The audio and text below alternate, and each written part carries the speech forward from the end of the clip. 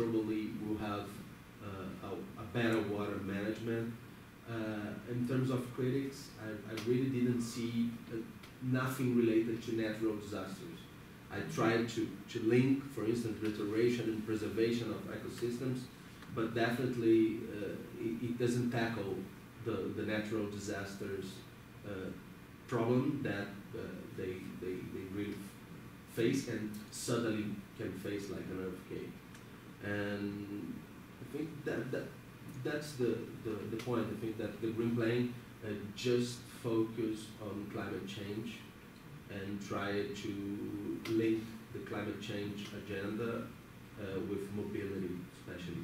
But in terms of urban planning, that's not a lot of strategies to address the social and the spatial inequality. May I ask a quick question, or do you prefer to continue with the presentation? I was just thinking maybe we just go one round and then you can start discussing, around the resources. Astrid, the last one? Fabiola, I didn't see you, right? Okay, Oh, wow, sorry. no. There's Brenda. There's There's a Brenda. I was like, whoa. I thought I was the most old school going with it, and then I thought, wow, someone's translated it into like but no, I'm still very old school. Okay, this is just a part of the figure. Yeah, I intentionally just copied one part of the figure you had, otherwise it could become redundant with your Wednesday presentation. So. I see. Okay, that's right. So I think that the main goals are competitiveness, quality of life, and sustainability. So for having those challenges or aims, there are some problems before, like productivity and health, which in turn are affected by environmental problems. Well, they are one of the sources, environmental problems. So, as everyone already said, our problems or challenges are water, sewerage, waste, air quality, green areas, and public space, and transport. So, I think that are the major issues we have, and how we deal with that, with those topics are, those are the result of other causes. For instance, infrastructure and design, urban sprawl, inadequate mobility, and okay, these are some of the causes, but these results or these causes are in turn the result of other elements, other factors. So we have a wrong budget allocation of public resources. I will explain this in my presentation on Wednesday. But for instance, for transport, about over 80% of mobility investment is allocated to cars. So what I'm saying, and the rest is for pedestrians and other mobility areas. So what I'm saying is that budget allocation is wrong. That's what I'm saying. And this is why we have all these problems. And these budget allocations makes that the cost of providing the services are more expensive. And they are also inequity. Yes. What we also have is the cooperation between agents. We have a huge cooperation problem in cooperation, both between among ministries, housing, transport, urban planning, but also between municipalities, the state of Mexico, Mexico City, but also from different levels of government. I mean, the federal and the state government. So we have all those problems, and I think the main source of the problems are in this area. But I think we will talk about that onwards. And also, another problem is regulation. How agents regulate utilities and public providers. So this is how I see the problem in Mexico City. And one last important thing.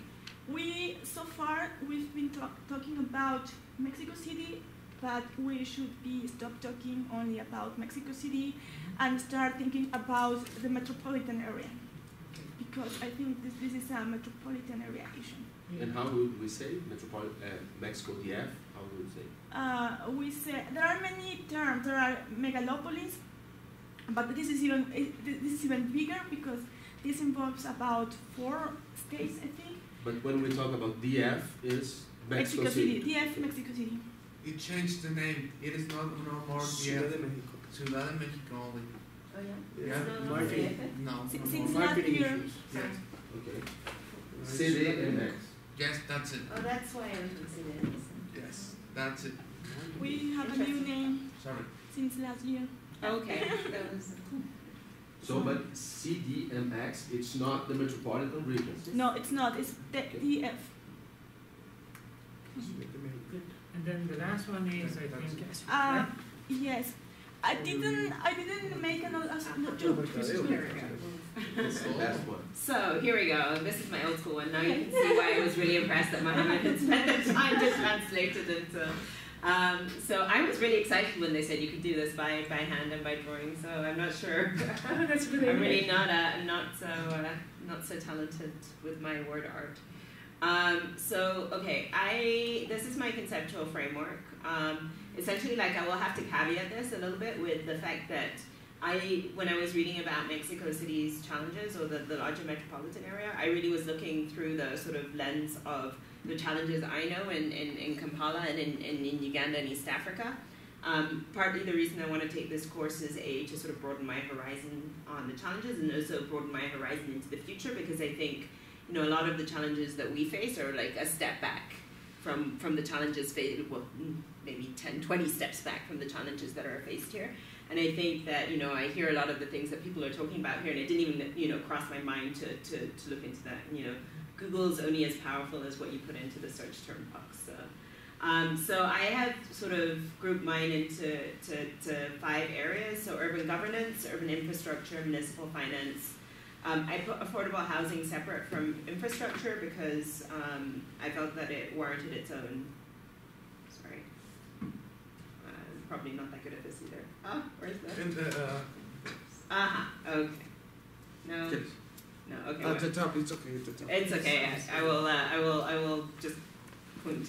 And urban planning, large scale informality, and environmental sustainability. Thank you. Okay. There we go. Okay, so I put the underlying causes are the black links, and the green plan sort of solutions that I found are the red links. But maybe not to go into too much detail, I think the things that were very interesting to me were the urban governance issue, and I'm glad that Brenda put up the sort of metropolitan area, because I think one of the things that I saw not only in the metropolitan area, but in even within cities is sort of the national and local cohesion building and needing to coordinate all these ministries and different districts and levels, and I think to me that was one of the very big weaknesses of the green plan. It listed everyone at the front who was partaking in it, but it's not clear to me that everyone will work nicely together and make it happen. There seems to be a lot of overlapping mandate. On urban infrastructure, I think it was clear that traffic congestion and whatnot. I was really interested in the solutions. I think, as I said, the BRT in particular, because it's something that we're considering, but also the fact that Mexico City had implemented a metro before it implemented BRT, sort of sequencing of the different affordable housing, urban planning. So urban planning, maybe the large urban sprawl was super interesting to me. because this is something that we face as well, and obviously leads to the governance issues of the planning of the large metropolitan areas, and also then the whole sort of underlying social inequality. I appreciate that Matthias put that as his like central problem, and I think again I didn't think of it as the central problem because again it's not. I mean, we will come to that in Uganda, and we already see things like that, but I never like focus on that as the central problem because again we have all these other problems. But I feel like in this framework a lot of these things feed into the social inequality. Urban planning for one, and the urban sprawl, and the lack of affordable housing. I think there was like reference to a lot of initiatives that have been taken up in 2001, and then again I think in 2007, but like a lot of political resistance. Large-scale informality. So I was impressed at the low unemployment rate of Mexico City, but I was also saying that there's like large-scale informality in employment. To me, that's also an urban planning issue because, as Miguel said, you know, you need to know where people work, to know where they should live, to know where you should put transport, and I think informal work makes that a very difficult link to make. And then obviously, like, you know, one of my areas of interest is municipal financing. I didn't find as much on that. I found, you know, an issue of like taking on a lot of debt.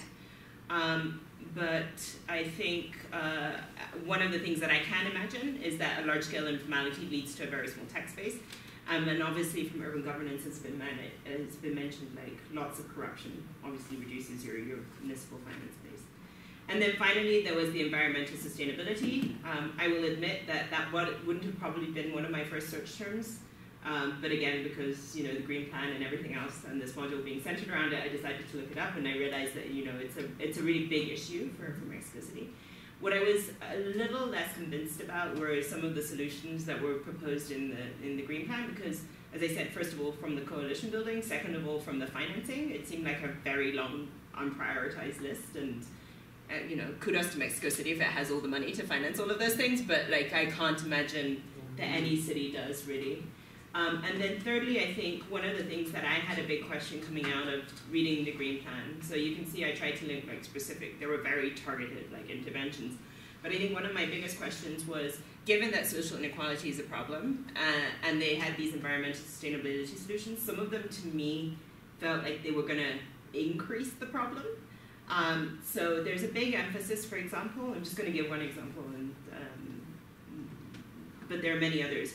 There's a big emphasis, for example, on like increasing the green space within the city. Again, it sounds wonderful and desirable, but at the same time I was reading about sort of like this elite versus like poorer population and not being able, and you know, part of that's residential. But if you increase the green space within a city, that means you're decreasing the supply for other buildings. That means you're increasing land prices, which means to me that you're going to increase this problem of a divide even more. Now they said, like I think it was in the green plan, that the green spaces are supposed to integrate people a lot more. But again, I feel that is secondary to perhaps the other effects that may take place. So whilst I felt like it was a nice, desirable wish list of beautiful things that can happen sort of with environmental sustainability and climate change, I felt that some of it, like sort of the concrete implementation, was a little bit unrealistic given the challenges that I had read about. So you had some questions from Lelio, I think, and then if you have questions from each other, you can ask. Yeah, I just write them down and we can discuss them. Good. So now this is the end of your presentations. If you want to discuss it a little bit, I let you discuss.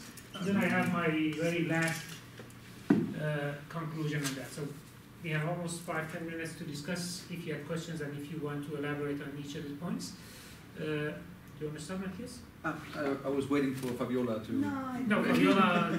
Okay. No, I just was wondering when Lelio was giving his presentation, you said that you don't think BRT is an option for Sao Paulo. I would be. No, I didn't say that idea. I mean that I think that first, Sao Paulo don't have BRT. Yeah. I thought when I was talking about Sao Paulo, that was the information. But my opinion about BRT is that it's the solution for the developing country cities because the metro investment is really high. So you would see that as an option for Sao Paulo? Because yes, I don't know. I was not mentioned the BRT at Sao Paulo. I was just telling that São Paulo doesn't have any BRT, just that. But the point for me is that when you make the choice now for BRT instead of subway underground systems, the account is going to come in 30, 40 years, I think. Do you think it's going to happen in Sao Paulo? Are they seriously considering BRT systems, or? Yeah. It's the. But The new but he's saying It's the that new- because of money, the decision is being made because of money and not because what it's best for the city in the future, in your opinion. That's what he's saying. I think that you have to make the effort to make more underground systems.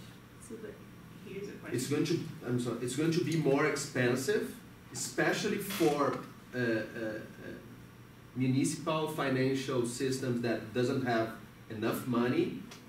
It solves the problem for 10, 15 years, but in 12, 20 years, you're going to have the same problem again. The question is whether you have the time. Yeah, I sure. just read that Uber is testing a new service in Sao Paulo, which is Ubercoptero, which is a service of helicopters. No way, really? Yeah. Yeah. São Paulo is the city so- that has more helicopters in the world, Yeah, more than New York. that's why I'm Like wondering as a if you have the public time to build a metro That's for the city. But I don't know why Mexico City doesn't have that. They don't. They are really rich. There is Because no of the subway. smog. Yes, probably. There is no subway at all in Sao Paulo. São Paulo has 4 lines. São In Paulo? Rio we have just 3 lines, and one of them was launched because of the Olympics. Sao Paulo is preparating for the Olympics 2044. I don't know. I don't know, but I think that after the Rio Games, probably the International Olympic Committee is going to try to make more competitions in South America. I think. So the Olympics drives your transportation system. Yeah. I think because I work in Paris, so there are a lot of programs preparing the metro lines. Now Paris has 14 lines, and they do until the 18 for 2004, and the extension of a lot of lines, only for the win the Olympics. I have a question though, with regards to Sao Paulo compared to Mexico City, because Mexico City, you guys built the metro first before you decided to implement a BRT line, right? Like the metro is older. Yes, 1960s, I think. Right, exactly. So if like for me, that Mexico had the opportunity to say, okay, like they built this metro, but like where are we now? 2017. All those years later, it still wasn't enough to carry the capacity, and now they've decided to do a BRT line afterwards. So they had that sequencing challenge, and they Yes. did the metro first. Yes, because BRT is new. BRT is from the 70s. So it's a solution started in Colombia, in Brazil, in Curitiba, Yeah, yeah. and then it spread to the Asia and to Mexico and to Rio, and nowadays for many cities because it's almost 20 times less expensive. But exactly, but like so Mexico City already had the base metro line. They could have expanded that metro line. Yes, instead but of it doing costs 20 times more. Exactly. So they must have, I'm assuming, done a cost-benefit analysis, knowing the sort of growth of the city instead of being. But in the end, I believe it's the decision of the city. What do you want to attack first? If you want to attack simply to transport the more poor, the more vulnerable from point A to point B, that is housing from work, and BRT could be good in that sense. But if the idea is to Make a network. make a network and make people stop buying cars, I think BRT is not a solution. Because BRT could never give you a service that it would make people who have the capacity to buy a car to say, I'm not gonna buy a car, I wanna go on a, no, that's my opinion. But in Cape Town, it is that service. In Cape Town, they've managed to switch people from cars to the BRT. Well, in Colombia, it's not, it's not working that way. It's good for what I said first, Yeah. that it's, if it's connecting point A where people, the more vulnerable people are, to get them to the workplace, it works perfectly. Yes. Because it's a cheaper way of doing it, and it helps that way. but I don't see anybody who has, and that's why all the sales cars are going up in all the cities that have BRT. Nevertheless, because people don't see it as an option. Don't see it as an option because they have that, maybe cars are too cheap, or I don't know the reason behind that, but people prefer to buy the car. Preferring to buy in cities like in Colombia, prefer to buy motorcycles. Yes. So people are buying motorcycles and they don't have to use the BRT because the experience is not so good. Yes, and I've gone inside the Transmilenio in Bogota, I've gone in Transmetro in Barranquilla, where I'm from. It's not a nice experience. So maybe for people who doesn't have too much money, it's good, but I don't think. Couldn't you upgrade the BRT to make it a nice experience? I don't know. Maybe that's a question for engineers and yes, and people who have. I think that Today, you have the time to how discuss about Bogota is BRT. doing it, how Mexico is doing it, how many cities are doing it. That is practically the same. It's Curitiba who invented it. It's the same. I think it's not a very good experience. Yes, and Curitiba has nowadays less than 2 million people, and when they drafted the first BRT, it had almost 800,000 million. So here we're talking about 20, Rio 11. But I think that in terms of car, the answer to why people buy car is more difficult than showing them and to have a good public transportation system. Because in Seoul, they have a very, very good transportation system with very good metro line, integrated network, but people love car. And they are like American, big cars and the most pollutant ones. So that's a challenge also. Let me just jump on this, basically what you're discussing, then we would have a lot of these kind of discussions in the next 2 weeks, is that we see a symptom, there is an issue, there is a traffic congestion which leads to pollution, whatever, and then we try to understand what are the causes and what can be the potential solutions for that. Now we discuss different technical solutions, is the BRT or is the metro system or is it car sharing or whatever. There are different technical systems, and then it comes to all the institutional dimensions. Do we have the money for that? Do we have the time for that? Do we have the political courage to make those kind of decisions or not? And what I would like to elaborate here is that we basically all the time, and I've repeated this several times, but I think this is the core element of IGLUS, at least for us. Always we are dealing with a set of interrelated problems, and we are dealing with complexity. And when you deal with complexity, as Matthias was saying, sometimes you see that something is a cause, but is also a challenge in the same time, and you cannot distinguish unless you make, clear levels of analysis. In which level this is a cause, in which level this is a symptom. But we know that we are dealing with complexity, and we know that when we deal with complexity, there is no blueprint or single right or wrong solution. Everything is a little bit of gray. It's not black and white. It can be more prone to white or black, but it's always gray. You cannot distinguish this is totally true or this is totally wrong. And what is very important, and this is the essence of the IGLUS Executive Master for us as well, is that in dealing with these kind of complex problems, what you need is usually not very much of instrumental learnings, if you like that. What is the best solution that was implemented in Mexico City? Maybe this is BRT for Mexico City as a solution, but this is not something that you can replicate in all the other cities. These are the kind of learnings that I call them, and it's called instrumental learning. A tool that you learn and can be applied to other settings to solve a technical problem.